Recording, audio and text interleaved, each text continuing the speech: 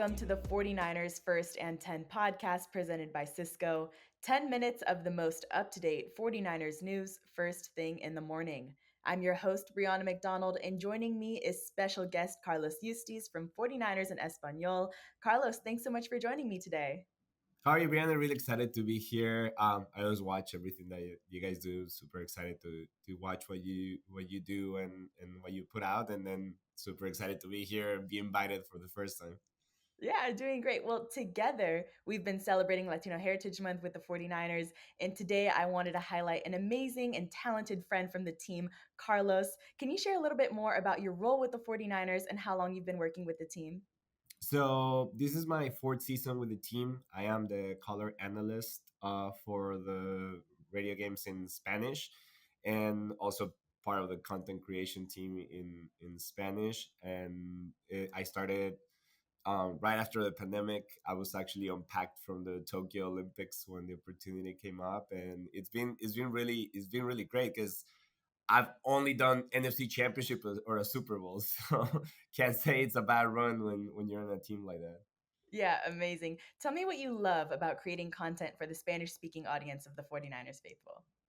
Well, I was born and raised in Mexico. I'm from Mexico City, and the love for the game has always existed abroad. And I feel for a while the league and the teams didn't really kind of knew how big that was until very recently, and they started tapping into that. So to me, to be able to be part of that, coming from my original country to this country, and then having to make your own way and path here, and being able to bring it back to your community in that sense, not only for the community who speak Spanish in the Bay Area, but also for everybody back in Mexico, is a part that I enjoy the most. Yeah, amazing. Be sure to check out Carlos's content on 49ers and Espanol. Now, before we dive into this week 5 matchup against the Arizona Cardinals this week, let's recap the Niners win from last Sunday. Carlos, what were some of your biggest takeaways from that game?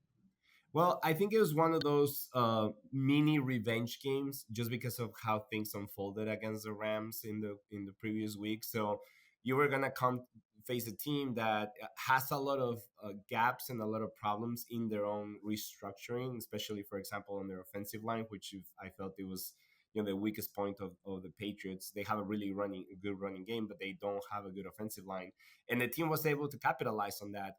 Different from what happened the week before, where you're facing a Rams team that also did not have such a good offensive line because they were having a lot of absences, and then all of a sudden you were not able to capitalize on that. So the fact that you were able to get 6 sacks and the defensive line was so dominant, and you were able to control the tempo of the game on the defense side, I think it was fantastic. And then obviously, I don't think there's a better way to celebrate Hispanic Heritage Month than having Fred Warner come and give you a touchdown, right?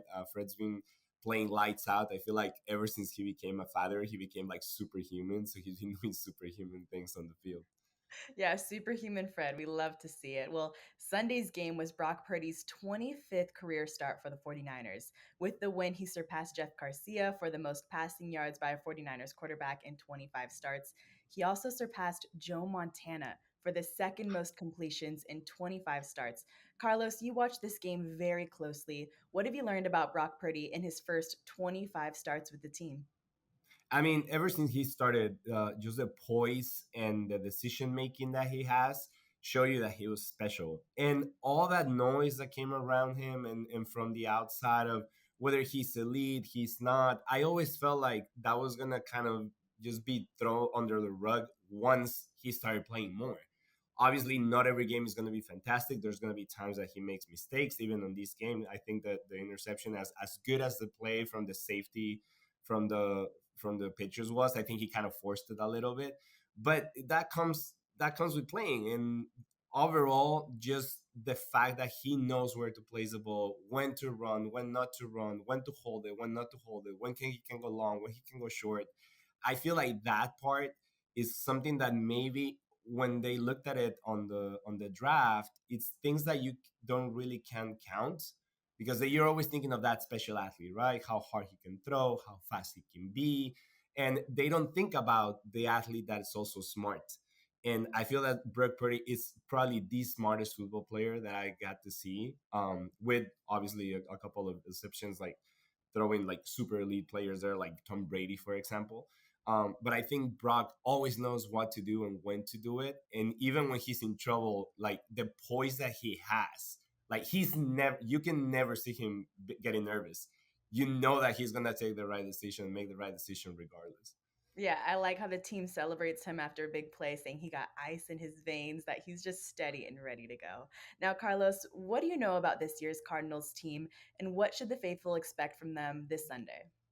I think it's a trap game again, because unfortunately for the Niners, they're facing a Arizona Cardinals teams that comes from a blowout, and no team ever gets blowouts 2 weeks in a row.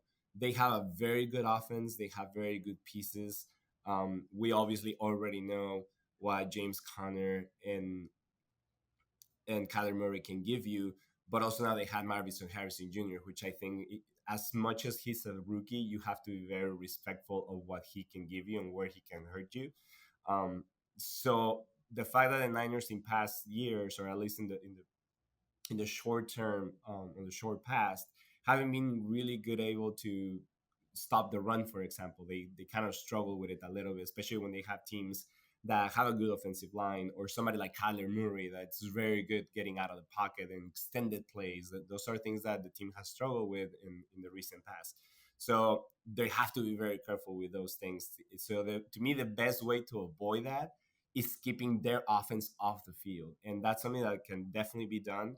I think the offense can take control. The Cardinals have been a team in the past 5 weeks that have struggled a lot with the running game. Jordan Mason's been having an amazing season. He's second in yards, just behind Derrick Henry. So I think establishing the run and making sure that you keep that offense from the Cardinals away from the field so they can be chasing the game, and you have them passing the ball more than running it, is going to be key for the game. Yeah, you keyed in on a few areas of the game there, but how are you approaching this week's game? Which individual matchups are you eyeing, and where do you think the Niners have an edge over Arizona? Well, I think that if the defensive line can be dominant again, they will allow, or they will not allow Kyler Murray to have the time to think and extend the plays.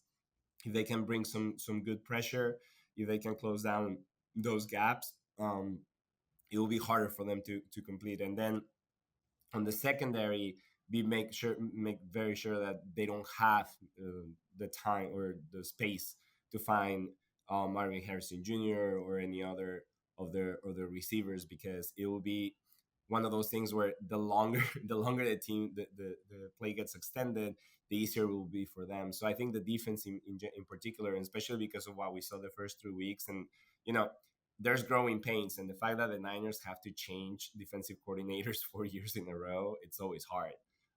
Obviously, most of them leave because of the best reasons to have, right, to be a head coach somewhere else. But it's always a working process, because then there's new ideas, there's new implementation, even when you have the same talent. So I think it's up to the defense to keep to stay there.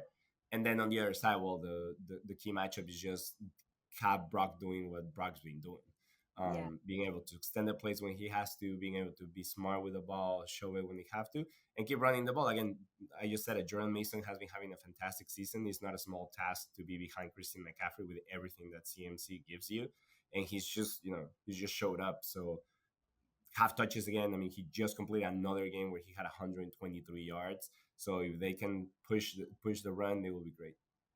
Yeah, Carlos, we're still early in the season. We're approaching week 5, 2 wins, 2 losses. But I want to take the faithful into the radio booth with you and Jesus.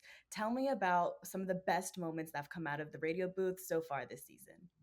Well, I mean, the thing that I find fantastic is that I get to work with Jesus, which is such a passionate fan to begin with, right? Like he was born, raised, like bred like a Niner through and through.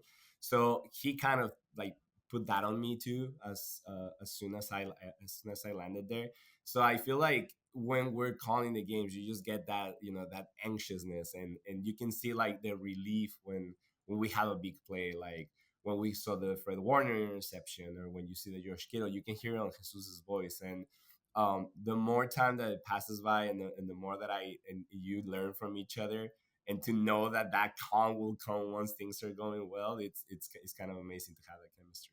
Yeah, the 49ers are looking for another win in week 5, but faithful, that will do it for today. Tune into the Cardinals 49ers contest on Fox, and you can listen to Carlos on the Spanish radio broadcast on 49ers.com at 1:05 p.m. Pacific time this Sunday. Don't forget to subscribe to First and 10 presented by Cisco for more 49ers updates. Turn on the notifications for any breaking news, Move the Chains episodes, and thanks for tuning in. Bye.